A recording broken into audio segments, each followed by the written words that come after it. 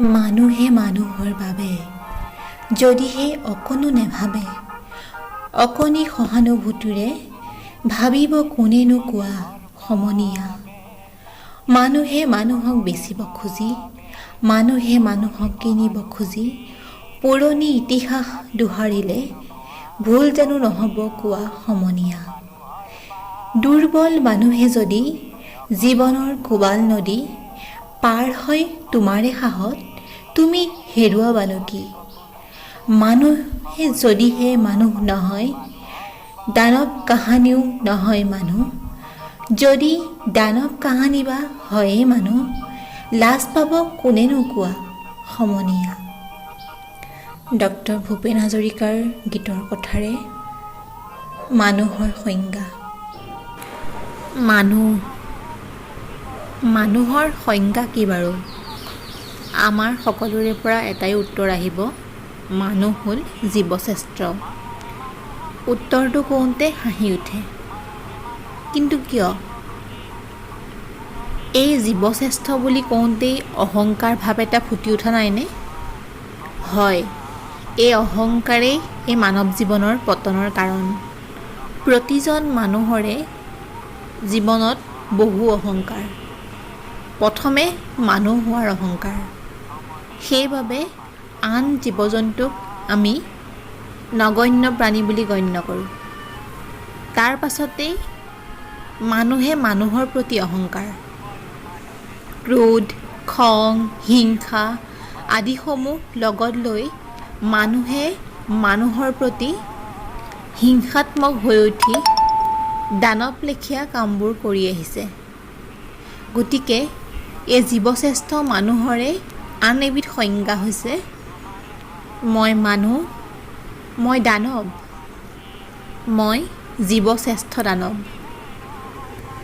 আমি মানুহ বাবেই ভগৱানলৈও ভয় নকৰোঁ, ভগৱানক পূজা কৰোঁ, কিন্তু পিছ মুহূৰ্ততেই ভগৱানৰ অস্তিত্বই পাহৰি যাওঁ। কাৰণ মানুহ হোৱাৰ অহংকাৰ ভাৱটো আছেই নহয়। ভগৱান কেৱল নিৰাকাৰ, তেনে বুলিয়েই আমি ভাবি থাকোঁ।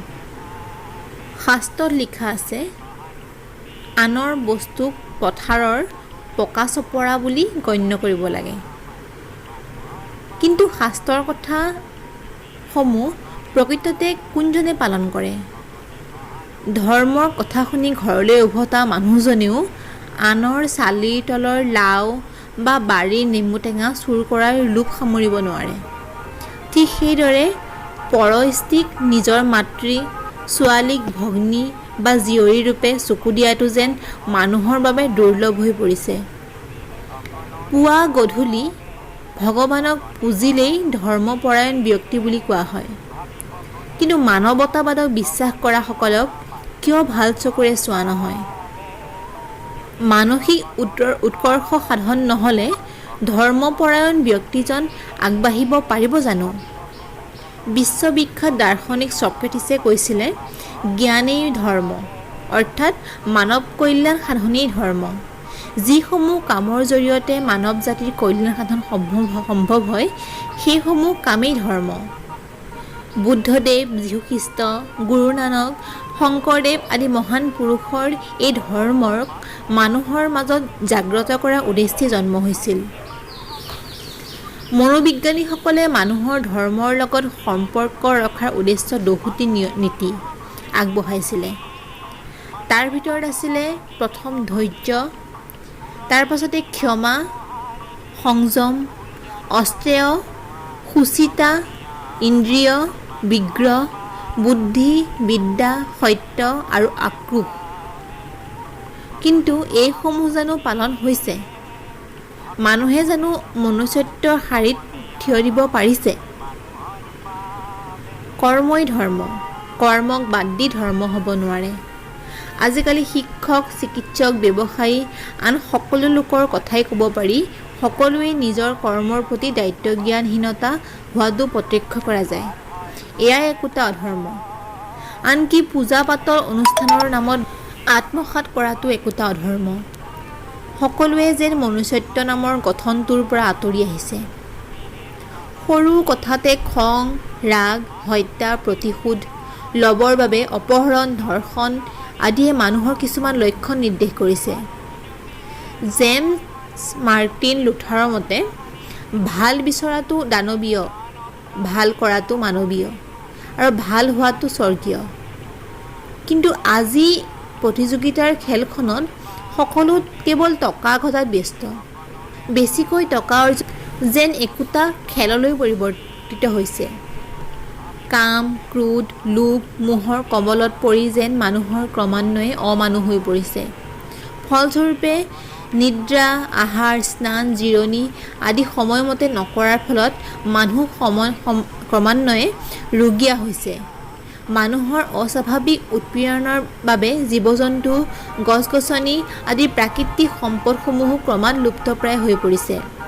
ফলত বিভিন্ন জটিল ৰোগে শিপাইছে। পৃথিৱীৰ এই বিলুপ্তিত মনুষ্যত্ব নামৰ গঠনটো অতি যদি সোনকালে ঘূৰাই অনা নহয়, তেতিয়া এই অন্ধকাৰৰ আগজাননী ক্ৰমাগত।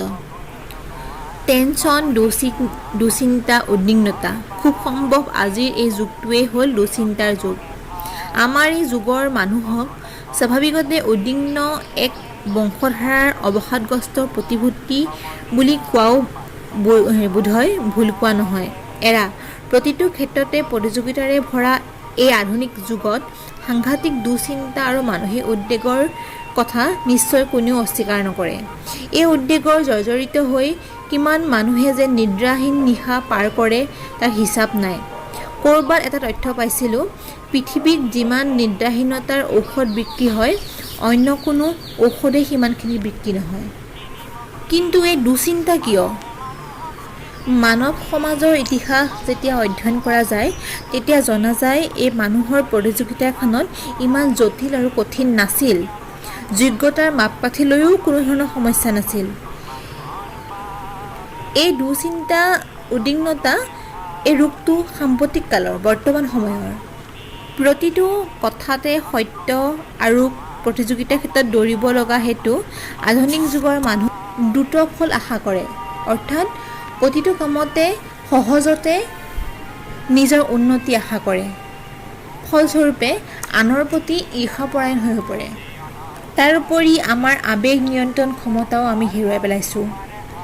খাদ্যৰ সমস্যা, সমাজৰ জীৱনৰ উত্থান পতন, বিভিন্ন ধৰণৰ প্ৰদূষণ, শব্দ প্ৰদূষণ, গাড়ী মটৰৰ শব্দ বাঢ়িছে, ৰেডিঅ', টিভি, তাৰোপৰি কাণত লোৱা হেডফোনডালেও আমাৰ শব্দ প্ৰদূষণৰ সৃষ্টি কৰিছে।